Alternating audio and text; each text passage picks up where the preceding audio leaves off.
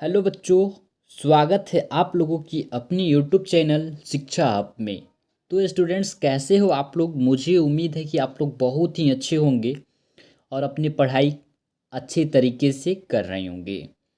तो स्टूडेंट्स, आज हमारी क्लास नाइन्थ का जो हिंदी चल रहा है उसका आज तीसरा लेक्चर है, यानी कि थर्ड लेक्चर है। और इस ताबड़तोड़ सेशन में थर्ड लेक्चर में हम लोग क्रिया को कंप्लीट करने वाले हैं। हमारा चैप्टर का नाम है क्रिया, ठीक है। इसको हम लोग आज कंप्लीट करने वाले हैं, ठीक है। तो देखिए, आज की क्लासेस में आप लोग अच्छे से नोट्स बनाइएगा, क्योंकि अगर यहाँ से क्वेश्चंस बनते हैं तो मैं इतने अच्छे तरीके से पढ़ाने वाला हूँ कि अगर आपके एग्ज़ाम में यहाँ से क्वेश्चंस बने तो आप उस क्वेश्चंस को करके आएँ, ना कि उसे छोड़ कर आएँ किसी कन्फ्यूजन्स के कारण, ठीक है। तो इसीलिए मैं बार बार हर एक लेक्चर्स में बोलता हूँ कि आप पढ़कर नोट्स बनाएं, ज़रूर बनाएं। नोट्स को बनाना अति आवश्यक है, बहुत ज़्यादा इम्पॉर्टेंट है।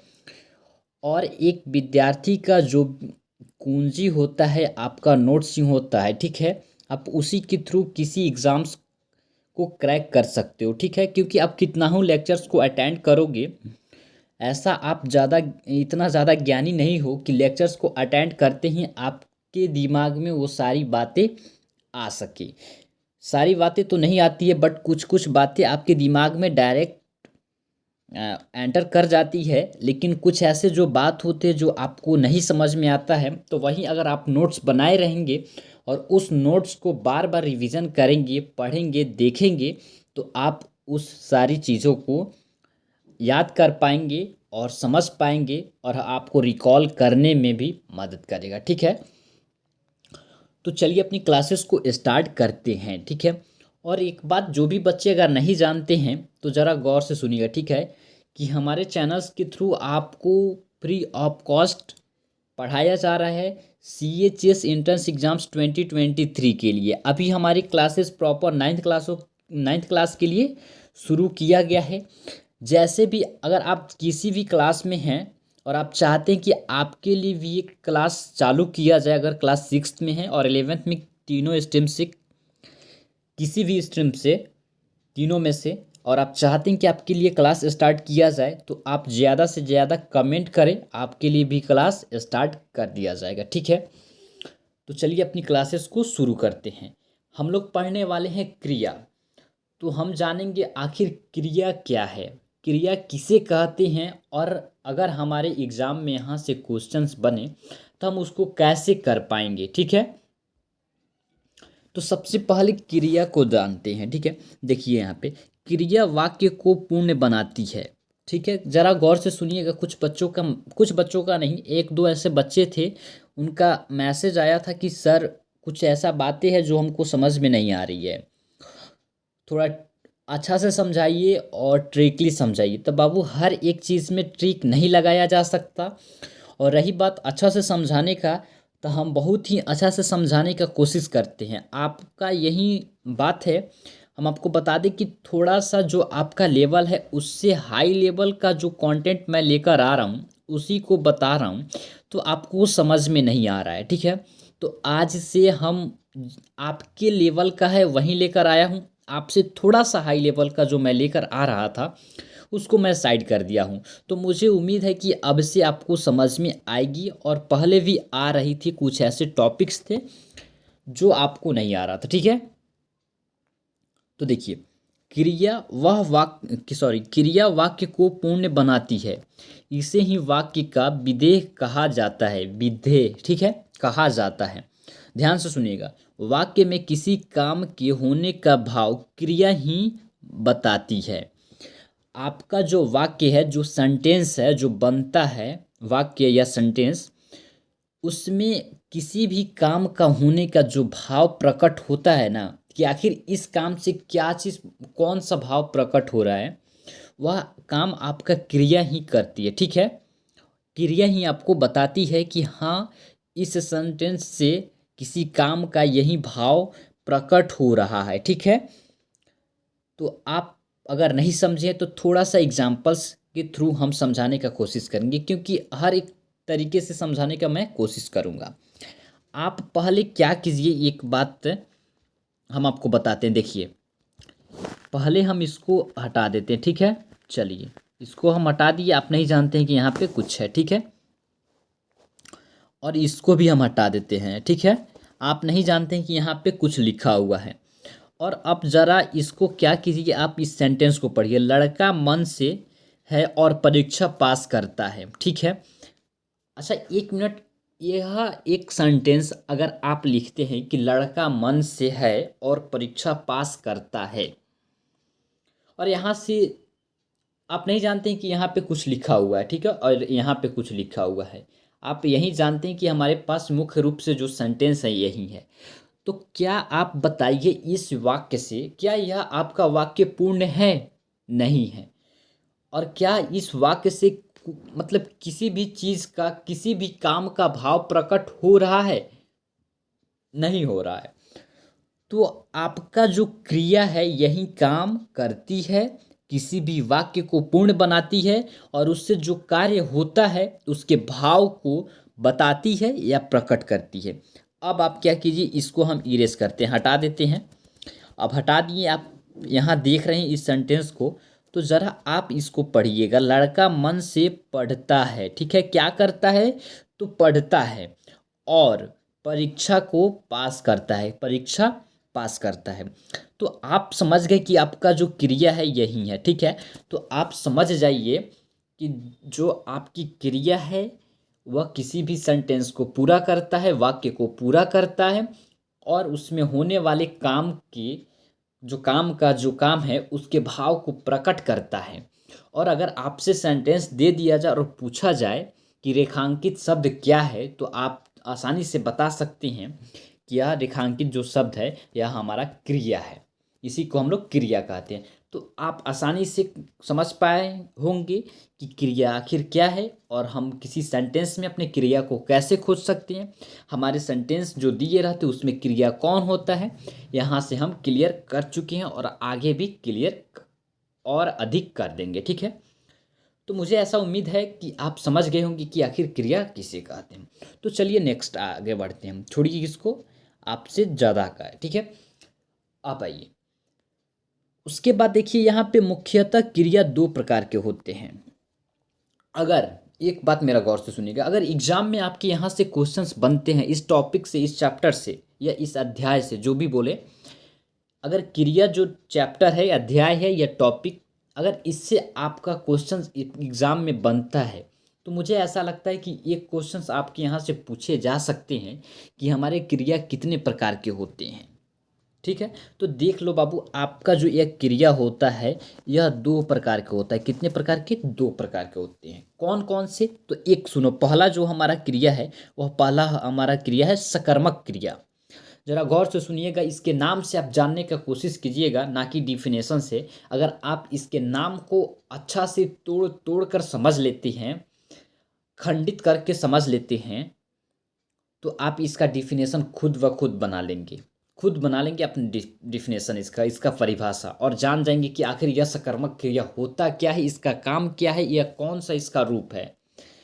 तो जरा गौर से सुनिएगा कि आखिर सकर्मक क्रिया क्या है। सकर्मक, सकर्मक, आप जरा गौर से सुनिएगा, ठीक है। स मतलब होता है सहित, और कर्मक मतलब कर्म, आप जानते ही हैं। जो कर्म के सहित आए, मतलब कर्म के साथ आए, उसी को हम लोग सकर्मक क्रिया कहते हैं। नहीं समझ पाए? कोई बात नहीं, जरा इस डिफिनेशन को सुनिएगा और ध्यान से आप लेक्चर्स को अटेंड कीजिए और इसका नोट्स बनाइए। आप, मुझे उम्मीद है कि मैं जो भी कंटेंट लाता हूँ और जिस तरीके से कोशिश करता हूँ आपको बताने का, ऐसा नहीं लगता है कि आपको ना समझ में आए, ठीक है। तो देखिए, जिस क्रिया का फल कर्ता पर, यहाँ पर होगा, थोड़ा सा मिसप्रिंट है, ठीक है, आप समझ पाएंगे। थोड़ा सा जो लिखा हुआ है उसके बाद जो मैं बोलता हूँ उस पर भी ध्यान दिया कीजिए, ठीक है। जिस क्रिया का फल कर्ता पर ना पढ़कर कर्म पर पड़े, उसे ही हम लोग सकर्मक क्रिया कहते हैं।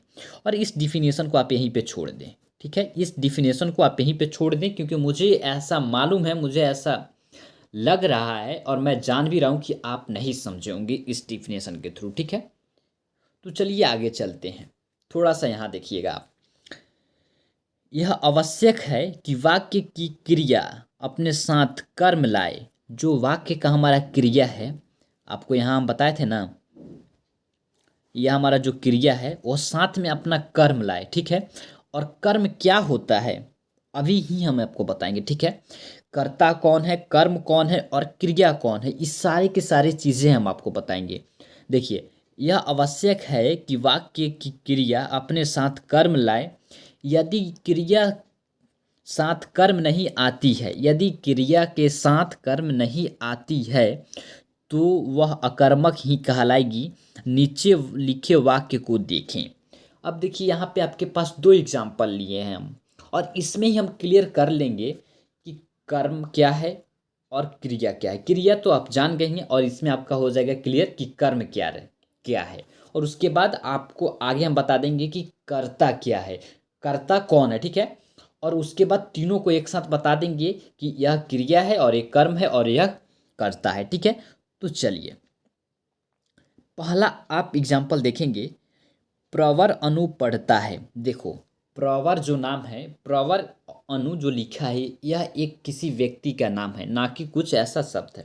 और हटाओ, अगर हम प्रवर अनु की जगह पे हम बोले डायरेक्ट कि राम पढ़ता है, क्या राम पढ़ता है, तो देखो यहाँ पे डायरेक्ट अगर आप यहाँ पे क्वेश्चन मार्क लगाओ कि राम क्या पढ़ता है, क्या पढ़ता है, यही ना हमारा कर्म है, ठीक है। पढ़ता है, पढ़ता हमारा एक क्रिया हुआ। आप यहाँ से जान गए होंगे कि पढ़ता जो है यह क्रिया है, और राम जो है हमारा वह कर्ता है।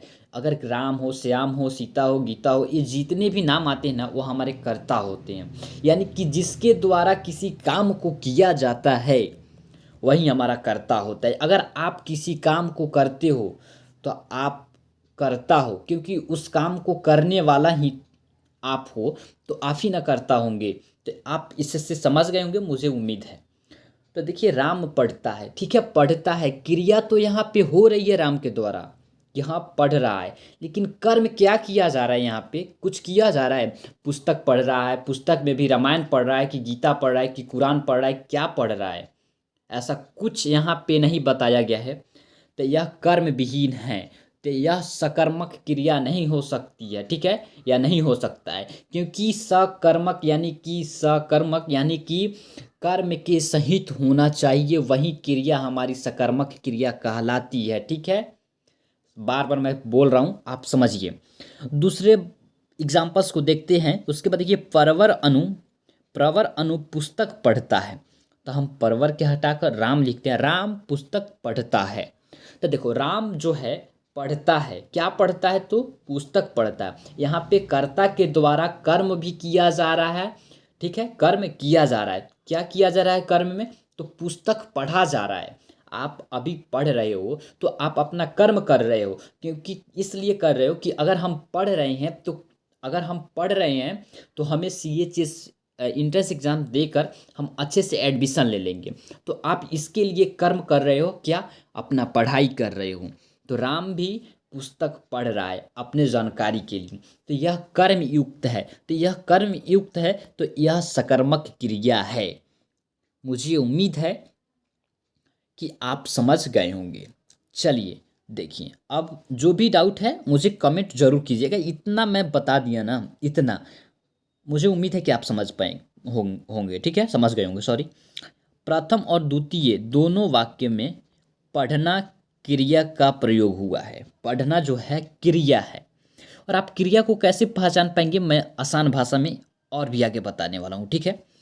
परंतु प्रथम वाक्य की क्रिया अपने साथ कर्म ना लाने के कारण अकर्मक हुई है, जबकि द्वितीय वाक्य की वही क्रिया अपने साथ कर्म लाने के कारण सकर्मक हुई है, जो कि मैं ऊपर आपको बता चुका हूं, ठीक है। तो चलिए नेक्स्ट स्लाइड में चलते हैं, और भी अच्छे तरीके से हम बताते हैं। देखिए, इस एग्जाम्पल को आप छोड़ दीजिए, हम बोलेंगे इस एग्जाम्पल को छोड़ दीजिए, आपको पढ़ना है तो पढ़ लीजिए, ठीक है। चलिए हम बता देते हैं। सकर्मक क्रिया, मैं जब वह स्टूडेंट बोला हमको कि सर हमको कुछ नहीं समझ में आ रहा है उतना अच्छा से, तो हम सोचे कि ऐसा नहीं हो सकता, किसी बच्चों को ऐसा स्टूडेंट हो जिसको समझ में ना आए। हमने हर एक कोशिश किया है आज से कि आपको हम समझा सकें। इसी कारण मैं इतने सारे टॉपिक्स को, इतने सारे जो चीज़ें मैं लेकर आया हूँ, ठीक है। तो सुनो, उस प्रकार की क्रिया होती है, सकर्मक क्रिया उस प्रकार की क्रिया होती है जिसमें कर्ता द्वारा किया गया कार्य किसी अन्य चीज़ों को प्रभावित करता है, तो वहाँ पर सकर्मक क्रिया होती है। हमको मालूम है कि इससे आप नहीं समझ पाएंगे, नहीं समझ पाएंगे। जो मैं आपको समझा रहा हूँ अब सुनिएगा। देखिए, ट्रिक आप खोजते थे ना, लो इसका ट्रिक, इसको लिख लो ट्रिक, ठीक है, ट्रिक लिख दो, ठीक है। देखो, दूसरे शब्दों में जब किसी वाक्य में यहाँ पे कर्ता मिले, क्रिया मिले और कर्म मिले, यह तीनों उपस्थित हो, तो वहाँ सकर्मक क्रिया होती है, ठीक है। अगर कर्ता रहे, क्रिया भी रहे और साथ में साथ कर्म भी रहे, तो आप समझ लेना कि वहाँ पे सकर्मक क्रिया ही है, उसके अलावा कुछ हो ही नहीं सकता। सकर्मक यानी कि सकर्मक, ठीक है। चलो देखो कैसे। आप यहाँ देखो 2 नंबर एग्जाम्पल में, यहाँ पे जो हमारे प्रवर अणु हैं, यहाँ पे जो हमारे प्रवर अणु हैं, यह हमारे कर्ता हैं, ठीक है, यह हमारे कर्ता हैं। पुस्तक हमारा कर्म है, पढ़ना हमारा क्रिया है। पुस्तक हमारा कर्म है, पढ़ना हमारा क्रिया है, और प्रवर अणु जो है हमारे कर्ता हैं। तो यह इस वाक्य में तीनों के तीनों मौजूद हैं, यानी कि उपस्थित हैं। तो यह हमारे सकर्मक क्रिया हैं, यह कर्मयुक्त हैं, इसी कारण यह हमारे सकर्मक क्रिया है। चलिए और एग्जाम्पल हम आपको बताते हैं ताकि आपको अच्छा से समझ में आ सके। पहला एग्जाम्पल है कि राहुल फुटबॉल मैच खेल रहा है, ठीक है। राहुल फुटबॉल मैच खेलता है, सॉरी, खेलता है। जरा सुनिएगा, राहुल राहुल क्या कर रहा है, तो फुटबॉल मैच खेल रहा है, कोई और तो नहीं खेल रहा है ना। तो कर्ता मतलब ही होता है कि करना, ठीक है। अगर किसी व्यक्ति के द्वारा कुछ किया जा रहा है ना, उसी को हम लोग कर्ता कहते हैं। तो राहुल के द्वारा क्या किया जा रहा है, फुटबॉल मैच खेला जा रहा है, किसके द्वारा, तो राहुल के द्वारा। तो हमारे राहुल क्या हो जाएंगे, राहुल हमारे हो जाएंगे यहाँ पे कर्ता हो जाएगा, ठीक है। राहुल हमारा यहाँ पे क्या हो जाएगा, कर्ता हो जाएगा। हम बता रहे हैं, आप ध्यान से सुनना। राहुल हमारा क्या हो जाएगा, तो कर्ता हो जाएगा। उसके बाद राहुल के द्वारा क्या खेला जा रहा है, राहुल के द्वारा आप डायरेक्ट क्वेश्चंस करना है कि क्या किया जा रहा है, क्या। तो राहुल के द्वारा यहाँ पे फुटबॉल मैच खेला जा रहा है, तो यह हमारा क्या हो जाएगा, बताइए जरा। यह हमारा हो जाएगा आपका यहाँ पे कर्म हो जाएगा, ठीक है। यहाँ पे हो जाएगा हमारा कर्म हो जाएगा। और आप जानते ही हैं कि हमारा ये खेलता है या खेलना, ये सारे के सारे हमारे क्या हैं, ये क्या है हमारे, यह हमारे क्रिया हैं। देखिए, एक बात मैं आपको बता दूं, यहाँ पे जो मैं लाया था आपको समझाने के लिए कि आखिर आप किस तरीके से समझ पाएंगे कि क्रिया कौन है, लेकिन आपको हम बताएंगे तब, जब जब बताएंगे आपको ये सारी बातें, तो आप बोलेंगे कि सर समझ में नहीं आ रही, लेकिन आप समझने की कोशिश नहीं करेंगे। आप डायरेक्ट यही मैसेज करेंगे कि सर समझ ही में नहीं आ रहा है, आप कैसे पढ़ा रहे हैं। तो इसी कारण हम इसको छोड़ दिए और लगेंगे अब इसको समझाने आपको, आप समझने की कोशिश नहीं करेंगे और आप डायरेक्ट बोलेंगे सर समझ में नहीं आ रहा है, ठीक है। देखो बाबू, मैं कोई भी ऐसा कसर नहीं छोड़ रहा हूँ कि ताकि आपको समझ में ना आए, ठीक है। बट कोई बात नहीं, आपको मैं अच्छे से अच्छे तरीके से समझा दूंगा, आप अभी भी समझ पाएंगे, ठीक है। तो देखो, आप समझ गए। चलिए दूसरा एग्जांपल लेते हैं, सभी एग्जांपल्स में वही हैं। आइए, दूसरा एग्जांपल है, बच्चे ने खिलौने तोड़ दिए, ठीक है। बच्चे ने खिलौने तोड़ दिए। अब देखो यहाँ पे आप खुद से सोचो, और क्या आप इसमें चुन पा रहे हो। अगर आप चुन ले रहे हो ना, तो खुद को सेटिस्फाइड करो कि हाँ, हम क्रिया समझ गए हैं। संतुष्ट करो कि हमको क्रिया अच्छे से समझ में आ रही है। आप बताओ बच्चों की, सॉरी, आप बताओ स्टूडेंट कि ये जो बच्चा है, बच्चे लिखा गया है, यह क्या है हमारा, ठीक है। आप बताओ कमेंट में। उसके बाद जो ये खिलौना है, यह क्या है, ठीक है। उसके बाद ये तोड़ना, यह क्या है, ठीक है। और इस एग्जाम्पल्स को भी आप करना, ठीक है। इस एग्जाम्पल्स को भी करके मुझे कमेंट ज़रूर करना, क्योंकि मैं बहुत सारे एग्जाम्पल करा दिए, ठीक है। 2-3 ऐसे एग्जाम्पल करा दिए, ठीक है। तो चलो आते हैं। उसके बाद हम देखते हैं अकर्मक क्रिया। ठीक है, हमारे क्रिया कितने होते हैं? तो दो होते हैं। दो तो एक सकर्मक था और एक है हमारा अकर्मक। तो सकर्मक तो हम लोग देख लिए, बचा हमारा अकर्मक। ठीक है, तो इसको भी देखते हैं। गौर से सुनना, अकर्मक क्रिया वहाँ पर होती है। सुनो, अकर्मक क्रिया वहाँ पर होती है जहाँ कर्ता द्वारा किया गया कार्य किसी अन्य चीज को प्रभावित नहीं करता है। सुनना जरा, अकर्मक क्रिया वहाँ पर होती है जहाँ कर्ता द्वारा किया गया कार्य किसी अन्य चीजों को प्रभावित नहीं करती है, उसे अकर्मक क्रिया कहते हैं। दूसरे शब्दों में जैसे नाम से ही पता चल रहा है, अकर्मक यानी कि बिना कर्म का, कर्म रहित, यहाँ पे हमारा सकर्मक था यानी कि कर्म सहित, और यहाँ पे अ मतलब होता है न यानी कि नहीं। तो अब न मतलब नहीं, तो कर्म रहित यानी कि बिना कर्म का जो वाक्य आपको मिले वही हमारा अकर्मक है। तो आप आएंगे ज़रा यहाँ पे डायरेक्ट, तो यहाँ देखेंगे प्रवर अनु पढ़ता है। ठीक है बाबू, प्रवर अनु पढ़ता है मानते हैं, लेकिन क्या पढ़ता है, उसके द्वारा क्या कर्म किया जा रहा है? पढ़ता तो है, पढ़ने के लिए इस धरती पे बहुत सारी चीज़ें हैं, लेकिन पढ़ता क्या है, कर्म क्या कर रहा है? तो कुछ नहीं। तो यहाँ यह कर्म रहित है, कर्म विहीन है, यह हमारा अकर्मक कहलाएगा। आप समझ पा रहे होंगे मेरे बातों को। ठीक है, और आइए, आपको ट्रिक ही चाहिए ना, लो ये भी एक ट्रिक के तौर पे ही आप लिख लेना। और इसमें हम ट्रिक क्या बना सकते हैं? कुछ नहीं, जो बना पा रहे हैं आपको हम दे रहे हैं। दूसरे शब्दों में जैसे नाम से ही पता चल रहा है, अकर्मक का मतलब कर्म उपस्थित नहीं है यानी कि अनुपस्थित है। जब किसी वाक्य में कर्ता हो और क्रिया भी हो, लेकिन यहाँ पे सुनना गौर से, इसको मत सुनना, लेकिन यहाँ पे कर्म ना हो। यहाँ पे क्या लिखा है कि कर्म नहीं हो, ना हो, तो वहाँ पर अकर्मक क्रिया होती है। क्या? तब वहाँ पे अकर्मक क्रिया होती है। यहाँ पे जो आपका था, कर्ता भी हो, क्रिया भी हो और कर्म तीनों उपस्थित हो, तब वहाँ पे सकर्मक। लेकिन आपके अकर्मक क्रिया में यहाँ पे कर्म की अनुपस्थिति होती है, ना कि उपस्थिति होती है। कर्म की अनुपस्थिति है होती है, वहाँ पे कर्म नहीं होता है, तो आपका अकर्मक क्रिया कहलाएगा। ठीक है, अम मतलब डायरेक्ट जोड़ लो न से, और न मतलब होता है नहीं, और नहीं मतलब यानी कि कर्म रहित, कर्म के बिना जो भी वाक्य आपको मिले, जो भी सेंटेंस मिले, वही आपका अकर्मक कहलाएगा। अब आते हैं एग्जाम्पल्स के थ्रू। तो देखो, अकर्मक क्रिया के कुछ उदाहरण आपको हम बताते हैं। वह बहुत तेज दौड़ता है। ठीक है, वह बहुत तेज दौड़ता है। क्या बताओ, दौड़ना कोई काम करना हुआ? जरा मुझे बताना, दौड़ना ना ही दौड़ना, ना ही गाना, ना ही बोलना, रोना, खाना पीना, सोना, चलना, टहलना, घूमना फिरना, ये सारे के सारे जो मैं शब्द बोला हूँ, यह कुछ भी ऐसा इसमें से नहीं है जो यह कर्म कहलाएगा। यह कोई काम करना नहीं हुआ कि अगर आपको इस सेंटेंस में दिखे तो आप समझ लोगे कि हाँ, इसके द्वारा तो टहला तो जा रहा है, तो यह काम ही करना हुआ। नहीं बाबू, टहलना कोई काम करना नहीं हुआ, रोना कोई काम करना नहीं हुआ, हंसना कोई काम करना नहीं हुआ। ठीक है, सोना कोई काम करना नहीं हुआ।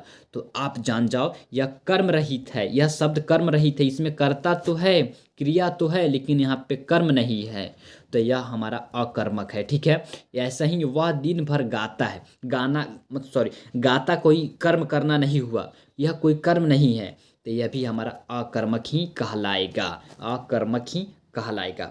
ठीक है, चलिए और भी एग्जांपल्स देखिए। आप बहुत ज़्यादा बच्चों, आप जब बोलिए ना कि हम कंफ्यूज रहते हैं, हमको नहीं अच्छा लगा, हम नहीं, मतलब मेरे रहते बच्चे कंफ्यूज होंगे, ऐसा नहीं हो सकता। चलो आ जाओ, देखो और भी एग्जांपल्स कर लो। कितना एग्जांपल, मैं सोचा था कि जो भी टॉपिक है मैं उसको कंप्लीट करता हूँ अच्छे ढंग से समझा करके, उसके बाद मैं इतने ज़्यादा प्रैक्टिस करा दूंगा ना, एमसीक्यू करा दूंगा कि बच्चे बोलेंगे कि थोड़ा सा भी सर डाउट नहीं है। और देखो, जितने भी स्टूडेंट देख रहे हो ना इस वीडियो को, आप सच में कमेंट करना कि क्या अभी भी कुछ डाउट है, क्या कुछ डाउट है अभी भी? आज की जो लेक्चर मैं अभी दे रहा हूँ ना क्रिया का, इसमें कुछ डाउट है? मुझे उम्मीद है कि आप नहीं, ऐसा हो ही नहीं सकता कि आप बोलोगे कि इसमें कुछ डाउट है। ठीक है, उसका सिर खुजलाता है। ठीक है, थोड़ा सा मिसप्रिंट है, खुजलाता है। अब बताओ सिर खुजलाता है, उसका सिर खुजलाता है, यह तो अकर्मक ही है। उसके बाद देखो वह अपना सिर खुजलाता है, देखो यहाँ पे कर्म किया जा रहा है क्योंकि वह अपना सिर खुजलाता है। ठीक है, आप बोलोगे कि उसका सिर खुजलाता है, इसमें कोई कर्म किया जा रहा है नहीं, लेकिन आप जैसे ही बोल कर देखो कि वह अपना सिर खुजलाता है, तो यहाँ पे कर्म सहित आ गया, तो यह सकर्मक हो गया। जी घबराता है, ठीक है, जी घबराता है, इसमें कुछ क्रिया हो रही है, सॉरी कर्म हो रहा है नहीं, लेकिन यहाँ विपत्ति मुझे घबराती है।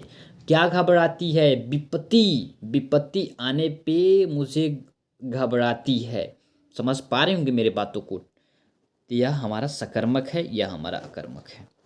बूंदे बूंदे से तालाब भरता है, यह हमारा अकर्मक है। अब सुनो, उसने आंखें भर के कहा, यह हमारा सकर्मक है क्योंकि इस उसने आंखें भर के कहा। ठीक है, अब डायरेक्ट रहता है यहाँ पे, उसने भर के कहा, क्या भर के कहा?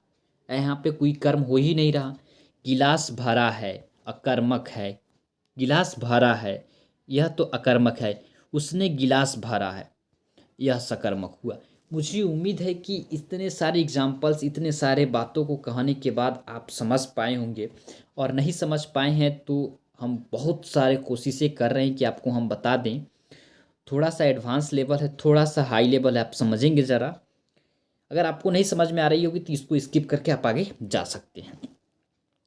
जब कोई अकर्मक क्रिया अपने ही धातु से बना हुआ या उससे मिलता जुलता सजातीय कर्म चाहती है, तब वह अकर्मक कहलाती है। जैसे सिपाही रोज एक लंबी दौड़ दौड़ता है। भारतीय सेना अच्छी लड़ाई लड़ना जानती है या जानता है या जानती है। ठीक है, यदि कर्म का विपक्ष ना रहे, यानी सुनना, हाँ, यदि कर्म की विवक्षा ना रहे, यानी कि क्रिया का केवल कर्म ही प्रकट हो, तो सकर्मक क्रिया भी अकर्मक हो जाती है। अब जरा इस पे गौर करना है क्योंकि यह एक एक्सेप्शन है। ठीक है, यदि कर्म की विवक्षा ना करे, यदि कर्म की विवक्षा ना करे, यानी कि क्रिया का केवल कर्म ही प्रकट करे, क्रिया का केवल कर्म ही प्रकट करे, तो सकर्मक क्रिया भी हमारी अकर्मक ही हो जाती है। और इसको हम एग्जाम्पल्स के थ्रू, एमसीक्यू के थ्रू और भी ज़्यादा आपको क्लियर कर पाएंगे। ठीक है, उसके बाद देखिए, ईश्वर की कृपा से बहरा सुनता है और अंधा देखता है, यह हमारा एग्जाम्पल है। एक प्रेरणार्थक क्रिया होती है, यह एक प्रेरणार्थक क्रिया होती है जो सदैव सकर्मक होती है। जब धातु में आना वाना लाना या वाना जोड़ा जाता है, तब वह धातु प्रेरणार्थक क्रिया के रूप धारण कर लेती है। मैं अच्छे तरीके से समझाऊं कि आखिर प्रेरणार्थक क्रिया क्या होती है, तो देखो, जो काम खुद के द्वारा ना करके किसी और को प्रेरित करके कराया जाए, उसी को हम लोग प्रेरणार्थक क्रिया कहते हैं। अगर आप बोलते हो कि बाबू एक गिलास जाकर पानी लाओ, तो यह आपके द्वारा नहीं किया जा रहा है, बल्कि आप इस काम को नहीं कर रहे हैं, बल्कि इस काम को आपके द्वारा किसी अदर पर्सन से, किसी और अदर व्यक्ति से, दूसरे व्यक्ति से कराया जा रहा है, तो यही एक प्रेरणार्थक क्रिया कहलाता है। ठीक है, देखो हम बताते हैं तुमको, यह धातु है, यह प्रेरणार्थक, प्रथम प्रेरणार्थक, और यह द्वितीय प्रेरणार्थक है। हंसना, हंसाना, हंसवाना। देखो हंसवाना, देखो कितना कितना अंतर है।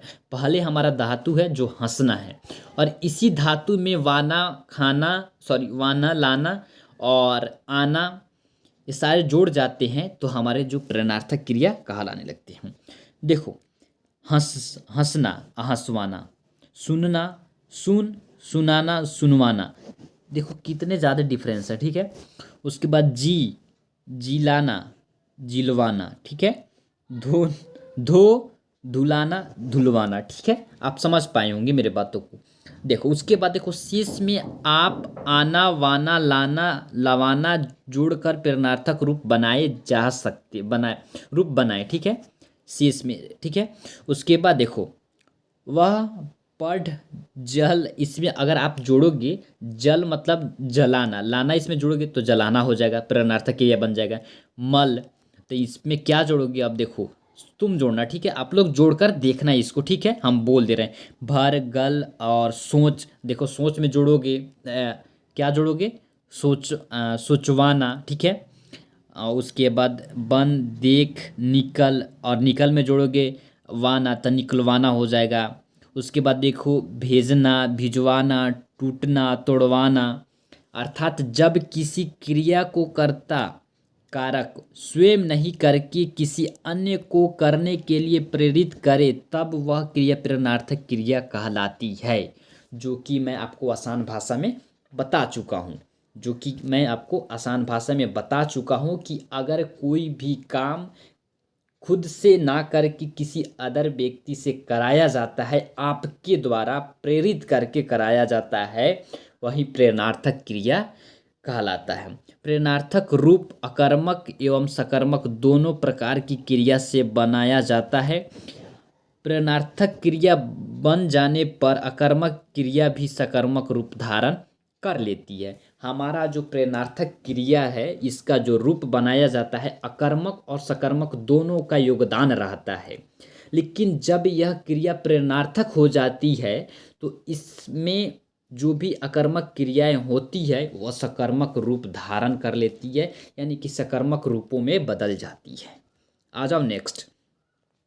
क्रिया के कुछ अन्य प्रकार हैं, अगर आप जानना चाहो तो जान लो, और नहीं तो स्किप करके आगे बढ़ सकती हो। क्रिया के कुछ अन्य प्रकार। पूर्वकालिक क्रिया, जब कोई कर्ता एक क्रिया समाप्त करके दूसरी क्रिया करता है तब पहली क्रिया पूर्वकालिक क्रिया कहलाती है। आप तो ऐसे भी अंदाज़ा लगा सकते हो, पूर्व मतलब होता है पहले, ठीक है। देखो चोर उठ भागा, पहले उठना फिर भागना, यह पूर्वकालिक क्रिया है। ऐसे ऐसे जो भी उक्त दोनों वाक्यों में उठ और खाकर पूर्वकालिक क्रिया है। देखो चोर उठ भागा, तो पहले चोर क्या किया, उठा और उसके बाद भागा, तो यह पूर्वकालिक क्रिया हो गया। वह खाकर सोता है, खाकर हमारा पहला क्रिया है, और उसके बाद देखो असोता यह दूसरा है, ठीक है, तो समझ गए होंगे। चलो संयुक्त क्रिया, जो क्रिया दो या दो से अधिक धातुओं के योग से बनकर नया अर्थ देती है, यानी कि एक ही क्रिया का काम करती है, वह संयुक्त क्रिया कहलाती है। अगर अगर सॉरी अगर मतलब दो क्रियाओं को जोड़ा जाए और वह जुड़कर नया अर्थ दे और एक ही क्रिया का काम करे, उसे हम लोग संयुक्त क्रिया कहते हैं। जैसे कि संधि में होता है, खा प्लस लेना, खा लेना, खा लिया, ठीक है, ऐसे आपको देख लेना है, ठीक है, इस पे ज़्यादा ध्यान नहीं देना है। लेकिन आपका जो यह सकर्मक है और अकर्मक है, इस पे विशेष ध्यान देना है, क्योंकि आपके एग्जाम्स में ज़्यादा क्वेश्चंस वहीं से बनेंगे। अब थोड़ा सा सुन लो नाम धातु। क्रिया को छोड़कर दूसरे शब्दों में संज्ञा सर्वनाम विशेषण से जो धातु बनते हैं उसे नाम धातु कहते हैं। जरा गौर से सुनना, क्रिया को छोड़कर दूसरे शब्दों से यानी कि संज्ञा सर्वनाम विशेषण से जो धातु बनते हैं उसे नाम धातु कहते हैं। पुलिस चोर को ला, ल- लतियाते थाने ले गई, सॉरी थोड़ा सा अजीब शब्द है।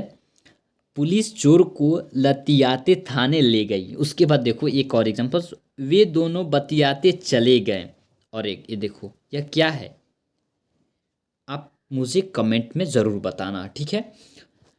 देखो और भी सारे टॉपिक्स को ध्यान देना ना देना, लेकिन यह जो आपके कर्म है सकर्मक क्रिया और अकर्मक क्रिया, इसको आप विशेष रूप से देखना, इसको आप विशेष रूप से देखना, क्योंकि यह आपके लिए इम्पॉर्टेंट है। अगर एग्जाम में क्वेश्चंस बनते हैं, प्रश्न बनते हैं, आते हैं इस टॉपिक से, इस चैप्टर से, तो आपकी एग्जाम में यहाँ से क्वेश्चंस पूछने की पूरी पूरी संभावना है। क्या है, पूरी पूरी संभावना है। तो मुझे उम्मीद है कि आपके जो यहाँ पे जो भी था वह कंप्लीट होता है। आपका यह जो क्रिया है यह यहाँ पे कंप्लीट होता है। और आज हम लोग तीसरा लेक्चर भी कंप्लीट किए। आज संडे था बट आपका क्लास कल नहीं चला था, जिसके कारण आपको इस लेक्चर को आपके लिए हम प्रोवाइड किए हैं। तो मुझे उम्मीद है कि आप लोग देखे होंगे। और लास्ट में एक बात बोलेंगे हम कि सच में वीडियो अच्छी लगी होगी आपके लिए, मैं कुछ कर रहा हूँ तो वीडियो को लाइक कर देना और अपने दोस्तों में भी शेयर कर देना और एक प्यारा सा कमेंट भी जरूर करना। तो देखो बच्चों, अच्छे से मन लगाकर पढ़ते रहो, मुस्कुराते रहो, ऐसे ही मन लगाकर पढ़ाई करो, ध्यान से पढ़ाई करो ताकि आपका सिलेक्शन हो सके। और आपका सिलेक्शन हो तो आप भी खुश रहो, आपके परिवार भी खुश रहे और साथ साथ हम भी खुश रहें। तो थैंक यू बच्चों, फिर मिलेंगे नेक्स्ट वीडियो में नए टॉपिक के साथ, कुछ ऐसे ही टॉपिक के साथ। तब तक के लिए जय हिंद।